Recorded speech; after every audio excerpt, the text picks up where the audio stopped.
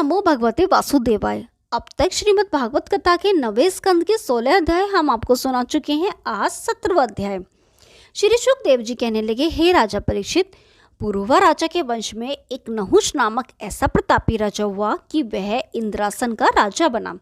उसका वृत्तांत यह है कि एक समय देवराज इंद्र गौतम ऋषि की परम सुंदरी स्त्री अहिल्या को देखकर जो पंचकन्याओं में से थी उस पर मुग्ध हो गया, लेकिन गौतम ऋषि के डर से वह उसके घर नहीं जा पाता था।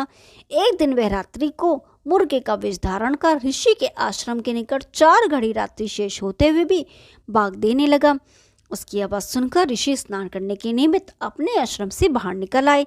उस समय अच्छा मौका जानकर इंद्र ने गौतम ऋषि का वेश रखकर अहिल्या के पास जाकर उससे भोग किया, परंतु जब अहिल्या को यह ज्ञात हुआ कि यह मेरा पति नहीं है, किसी दूसरे व्यक्ति ने छल से उनका रूप रखकर मेरा धर्म नष्ट किया है, तब उसने इंद्र से कहा, अरे पापी चंडाल, तू कौन है?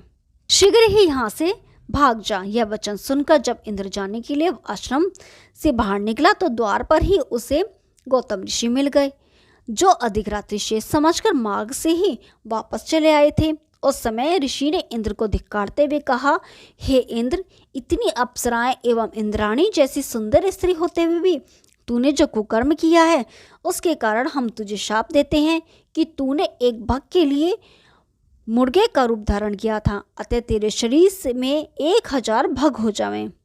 यह वचन ऋषि के मुख से निकलते ही इंद्र के शरीर में 1000 भग बन गए।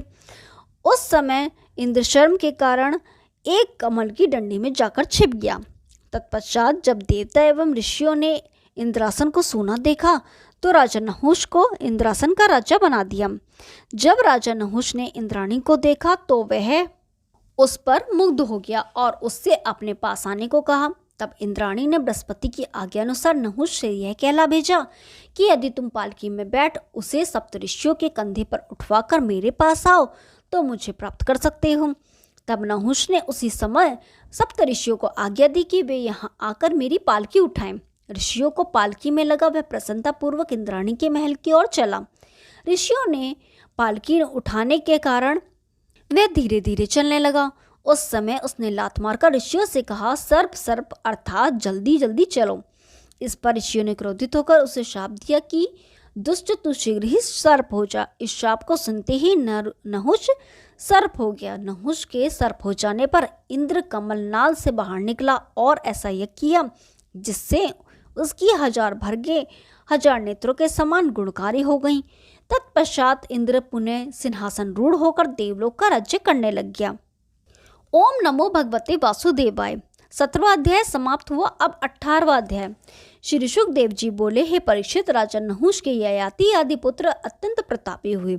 जब ऋषियों के शाप के कारण राजा नहुष अजगर बनकर कुरुवन में रहने लगा, तब ययाति सिंहासन रूढ़ हुआ और उसने अन्य देशों के समभाग करके अपने भाइयों को बांट दिया। ययाति ने शुक्राचार्य की पुत्री देवयानी के साथ विवाह किया था। तदंतर उसने वर्षपर्वा नामक दैत्य की पुत्री शर्मिष्ठा के साथ भी विवाह किया।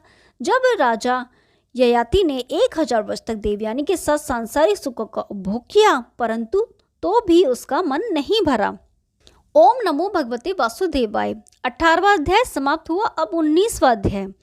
श्री शुकदेव जी बोले, हे परीक्षित, बहुत समय पश्चात राजा ययाति को ज्ञान प्राप्त हुआ। तब एक दिन उसने अपने मन में यह विचार किया कि मैंने इतना सुख भोगा फिर भी मेरी इच्छाएं तृप्त नहीं हुई, सो इस संसारी मायाजाल में पड़कर व्यर्थ ही जन्म गंवाने से तो यह अच्छा है कि मैं अपना परलोक बनाने के लिए भगवान की आराधना करूं। ऐसा सोचकर ययाति ने देवयानी से कहा, हे प्रिय, मैंने शिकार खेलते समय एक कौतुक देखा था, उसे सोचकर अभी तक हंसी आ रही है। देवयानी हाथ जोड़कर बोली, हे प्राणनाथ, वह चरित्र मुझे भी सुनाने की कृपा करें। राजा ने कहा, हे देवयानी, एक ब्राह्मण की बकरी कुएं में गिर पड़ी थी, उससे एक बकरे ने बाहर निकाल लिया। तब वह बकरी उसी बकरे को अपना स्वामी बनाकर बहुत दिनों तक सांसारिक सुख लेती रही। जब उस बकरी के 2 बच्चे हुए तब वह बकरा किसी दूसरी बकरी के पीछे लग गया। यह देखकर पहली बकरी अपने ब्राह्मण के घर लौट गई। तब उस ब्राह्मण ने उस बकरे को निपुंसक बना दिया। जब बकरे ने बहुत प्रार्थना की तो ब्राह्मण ने दया करके उसे फिर जैसे का तैसा कर दिया। तब वह बकरा फिर उसी प्रकार सांसारिक सुख में फंस गया। यह कथा सुनकर देवयानी ने कहा, हे महाराज, वह बकरा अत्यंत मूर्ख था जो उस बकरी के साथ भ्रष्ट हुआ। राजा बोला, हे देवयानी, वही दशा मेरी और तुम्हारी हो रही है। मनुष्य को चाहे संपूर्ण संसार का धन, स्त्री और सातों दीपों का राज्य क्यों न मिल जाए, किंतु उसका मन सांसारिक सुखों से कभी तृप्त नहीं होता है। जिस प्रकार अग्नि में घृत डालने से उसकी लपटें अधिक बढ़ती हैं, उसी प्रकार भोगों से तृष्णा भी निरंतर बढ़ती ही चली जाती है। अतः अब हमें इससे विरक्त होकर श्री नारायण जी का भजन करना चाहिए। जब राजा की यह बात देवयानी ने भी स्वीकार कर ली, उस समय ययाति ने अपने छोटे पुत्र पुरु को राज सिंहासन पर बिठा दिया और शेष चारों पुत्रों को चारों दिशाओं का राज्य बांटकर स्वयं देवयानी सहित तप करने के लिए बद्री केदार को चला गया। ओम नमो भगवते वासुदेवाय। 19वां अध्याय समाप्त हुआ। अब 20वां अध्याय। श्री शुकदेव जी ने कहा, हे राजन, अब हम राजा पुरु के वंश का वृत्तांत कहते हैं जिसमें तुमने भी जन्म लिया है। सुनो।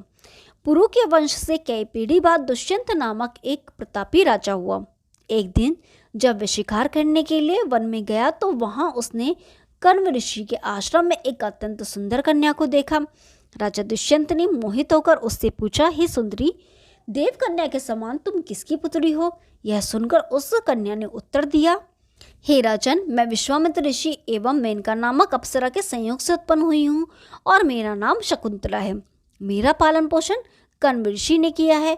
अतः आप मेरे आश्रम पर चलें तो मैं कंदमूल, फल आदि से आपको सम्मान करूंगी। तब राजा ने प्रसन्न होकर कहा, ऋषि कन्या की आतिथ्य भावना त्यागी नहीं जा सकती, अतः मुझे तुम्हारा आतिथ्य स्वीकार है। तब उन दोनों में प्रसन्नतापूर्वक गंधर्व विवाह की भावना से विहार किया और दुष्यंत ने उसके साथ संभोग किया।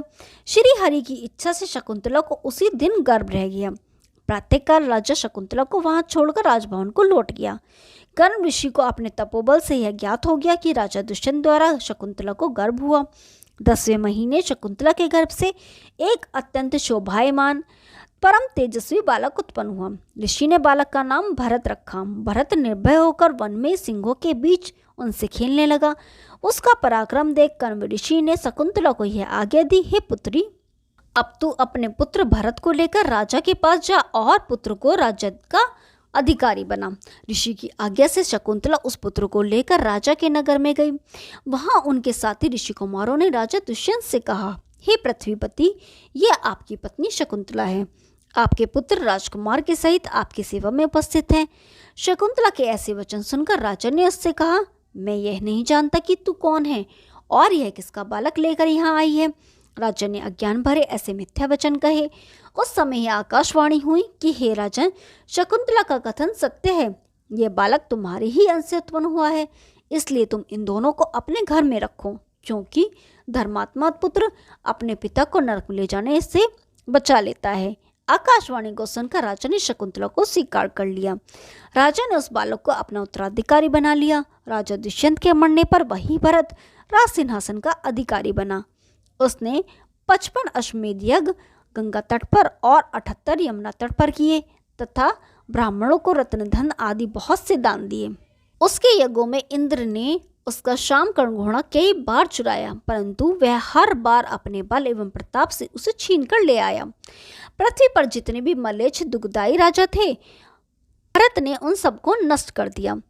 उसके राज्य में पर्वतों एवं समुद्रों में सोने एवं रत्नों की खानें प्रकट हो गईं। इस प्रकार 27,000 वर्षों तक भरत ने इंद्र के समान चक्रवर्ती राज्य किया। राजा भरत ने विदर्भ देश के राजा की 3 पुत्रियों से विवाह किया। जब उसके कई पुत्र कुरूप उत्पन्न हुए, तब रानियों ने उन्हें इस भय से कि कहीं राजा ये ना कहे कि ये हमारे नहीं है, गंगा में फिकवा दिया। अतः राजा की संतान के संबंध में सदैव चिंता बनी रहती थी। कुछ समय पश्चात राजा ने कण्व ऋषि की सहायता से संतान प्राप्ति के लिए यज्ञ किया। तब देवताओं ने प्रसन्न होकर ममता से उत्पन्न कर भारद्वाज नामक बालक राजा भरत को दे दिया। राजा ने उस बालक का नाम विदत रखा। भरत की मृत्यु के पश्चात वही राज्य का स्वामी हुआ। ओम नमो भगवते वासुदेवाय। 20वां अध्याय समाप्त हुआ। अब 21वां अध्याय। श्री शुकदेव जी ने कहा, हे राजन, विदत के वंश में कई पीढ़ी के पश्चात रंतिदेव ऐसा महात्मा हुआ कि उसने राज सिंहासन पर ना बैठकर अपनी स्त्री तथा पुत्र सहित वन में जाकर तप करना अंगीकार किया।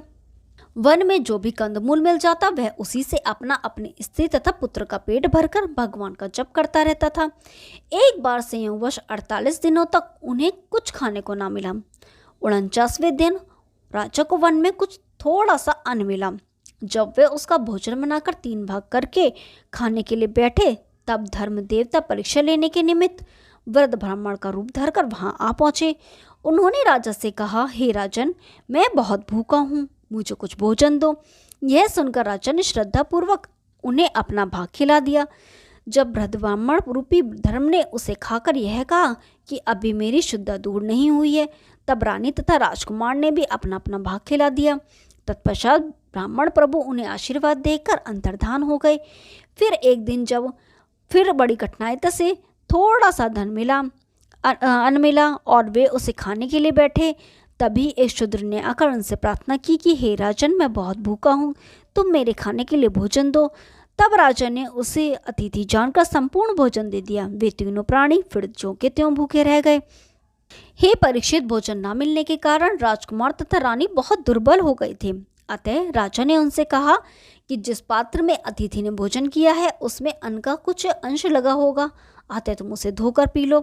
यह सुनकर जब रानी तथा राजकुमार ने उस पात्र को धोकर पीना चाहा, उसी समय एक डोम अपने कुत्ते को साथ लेकर वहीं आ पहुंचा तथा विलाप करता हुआ राजा से इस प्रकार कहने लगा, हे राजन, मेरे प्राण भूख से निकले जा रहे हैं, अतः आप मुझे यह पीने दीजिए। यह सुनकर राजा उस चांडाल में भी ईश्वर का निवास मानकर वह जल उसे पीने को दे दिया।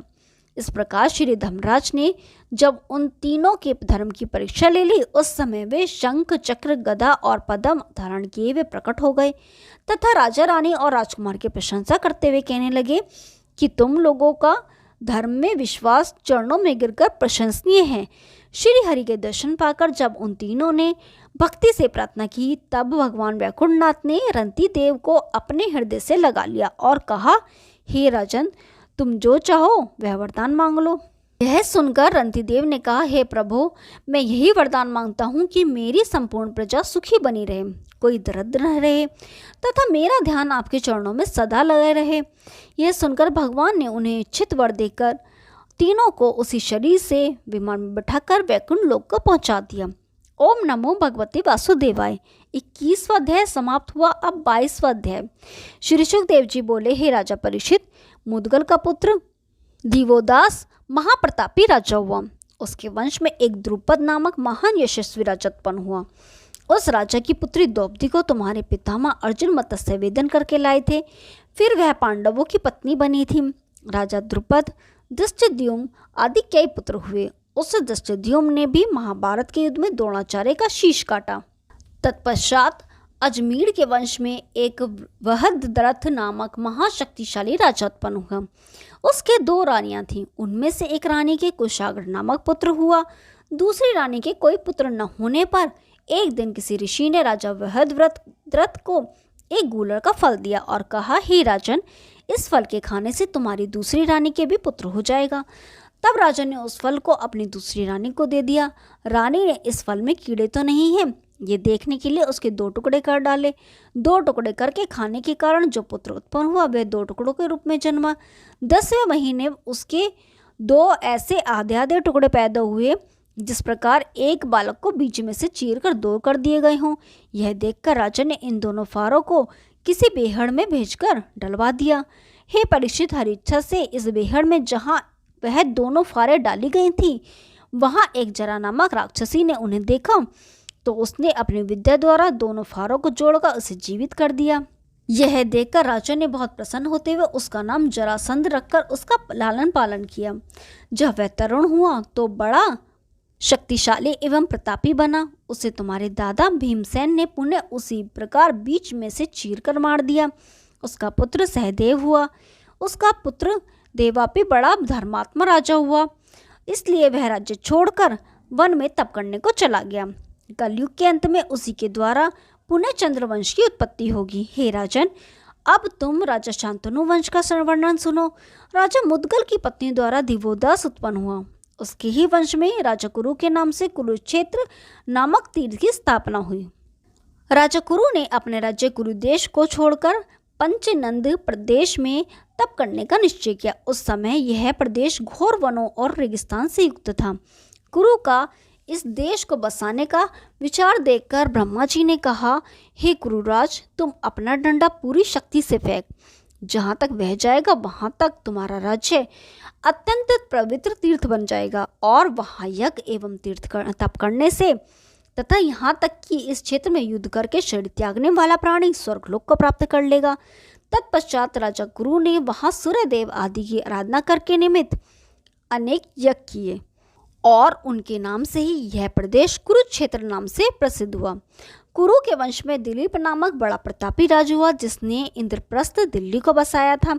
राजा शांतनु की गंगा नामक स्त्री से भीष्म पितामह नामक महान यशस्वी और सामर्थ्यवान पुत्र उत्पन्न हुआ, जो शास्त्र ज्ञान तथा धनुर्विद्या में अपने आगे किसी को कुछ नहीं समझता था। राजा शांतनु की दूसरी रानी सत्यवती के द्वारा चित्रांगद और विचित्रवीर्य नामक 2 पुत्रों की उत्पत्ति हुई। हे परीक्षित, यह सत्यवती वही थी जिसको हमारे पितामह पाराशर मुनि ने कौमार्यावस्था में नाव में भोग करके हमारे पिता वेदव्यास जी को जन्म दिया था। एक समय सत्यवती का पुत्र चित्रांगद शिकार खेलने के लिए वन में गया था। उस समय चित्रांगद नामक गंधर्व ने उसे अपने वन में प्रवेश करते देखकर मार दिया। भीष्म पितामह ने अपने पराक्रम द्वारा काशीराज की 3 पुत्रियों अम्बा, अंबिका तथा अम्बालिका को स्वयंवर में से छीना था। उनमें से 2 अंबिका व अम्बालिका का विवाह विचित्रवीर्य के साथ कर दिया। तीसरी पुत्री अम्बा अपने मन में राजा शाल्व की अभिलाषा रखती थी, अतः विचित्रवीर्य ने उसे छोड़ दिया था। विचित्रवीर्य ने अंबिका और अम्बालिका से ऐसी प्रीति की कि वह दिन रात उसके साथ भोग विलास करा करता था। इस कारण उसे क्षय रोग हो गया और बिना संतान हुए ही उसकी मृत्यु हो गई। उस समय माता सत्यवती ने अपने वंश चलाने के लिए अपने पहले पुत्र वेदव्यास को, जो पाराशर ऋषि द्वारा उत्पन्न हुए थे, अपने पास बुलाकर यह कहा कि तुम विचित्रवीर्य की दोनों रानियों में से एक एक पुत्र उत्पन्न करो। यह सुनकर वेदव्यास जी ने यह उत्तर दिया, हे माता, विचित्रवीर्य की दोनों स्त्रियां मेरे सामने से नग्न होकर चली जाएं तो मेरे देखने मात्र से ही उनको गर्भ रह जाएगा। इससे उन्हें एक एक पुत्र की प्राप्ति हो जाएगी।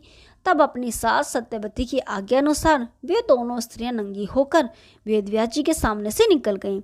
उनमें से अंबिका ने लज्जा के वशीभूत होकर अपनी आंखें बंद कर ली, जिसके कारण उसके गर्भ से अंधे पुत्र धृतराष्ट्र का जन्म हुआ, और अम्बालिका लज्जावश अपने अंग में पीली मिट्टी लपेट कर आई।